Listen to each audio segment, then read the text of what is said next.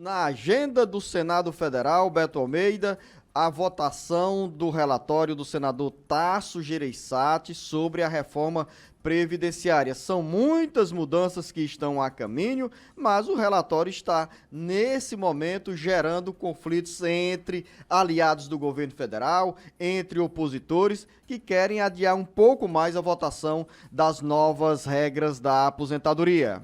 Luzenor, hoje tem uma reunião do Colégio de Líderes, onde o presidente do Senado, Davi Alcolumbre, vai tentar, mais uma vez, convencer os líderes de partidos, do Colégio de Líderes, a antecipar essa votação em plenário do relatório do senador cearense Tasso Gereissati.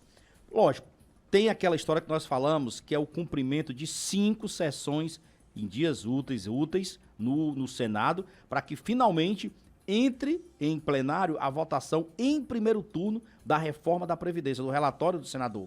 Só que os líderes não estão querendo fazer essa supressão, não estão querendo criar esse atalho. E não estão querendo, Luzenor, porque diz que a Previdência no Senado já foi votada, já tramitou de forma muito célere e querem esse cumprimento. Lógico que essa é uma decisão também política. É um modo da oposição dizer que nem tudo pode correr do jeito que o governo quer. Mas essa não é a única preocupação, não, Luzenor. A que essa fosse a única preocupação.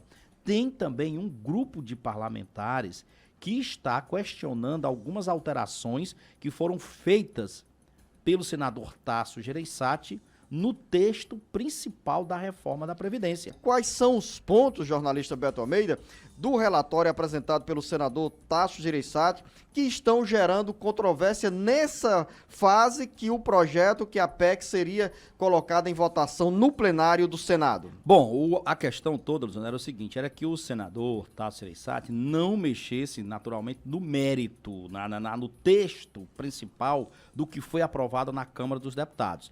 Nesse entendimento, logicamente, ele pode fazer supressões no texto, não pode acrescentar algo que possa exatamente interferir no texto principal. E aí tem 2 pontos principais, ou pelo menos o principal deles que está sendo argumentado, dizendo é o seguinte, é que no parecer do senador Tasso Gereissati, ele retirou a expressão no âmbito da União, por exemplo, quando ele abriu a expressão para permitir que governadores e que também os prefeitos criem alíquotas extraordinárias para que os servidores dos estados e dos municípios, ele possa cobrar essas alíquotas extraordinárias para cobrir o déficit nas previdências estaduais e municipais. Que essa possibilidade era criada nesse mesmo projeto quando chegou à Câmara Federal. Isso. E lá esse item foi derrubado. Esse item foi derrubado e os deputados estão dizendo o seguinte, que o senador Tasso Gereissati não poderia ter incluído isso daí. Qual é o entendimento agora? Mas essa mudança vem na PEC paralela, na proposta de emenda à Constituição? Não, ela não está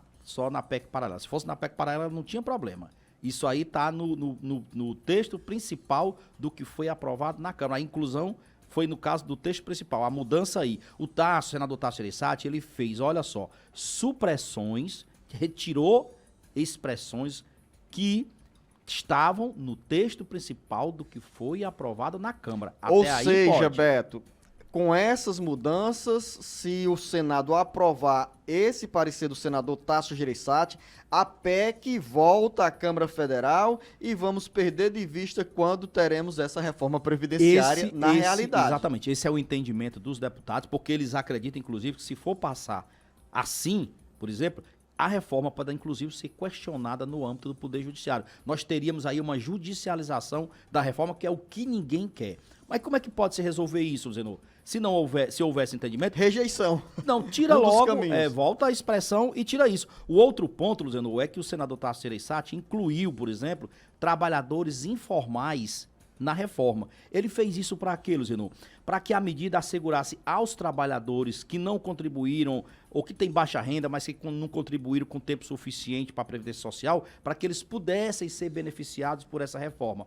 Esse é outro ponto que os deputados também afirmam que mexe na questão de mérito da reforma que foi aprovada na Câmara dos Deputados e que não poderia ser feito. Então, são esses dois pontos, a questão de permitir que estados e municípios criem alíquotas extras para cobrir o déficit da Previdência e essa inclusão de trabalhadores informais na reforma da Previdência, trabalhadores informais de baixa renda, que não contribuem para a Previdência. Então, são questionamentos que estão começando a ser feitos e que podem aí trazer um atraso maior na reforma. Você, internauta ouvinte, fica aqui bem informado, bem informada sobre os bastidores da reforma previdenciária. São normas que estão sendo criadas e irão mexer com o seu presente e o seu futuro.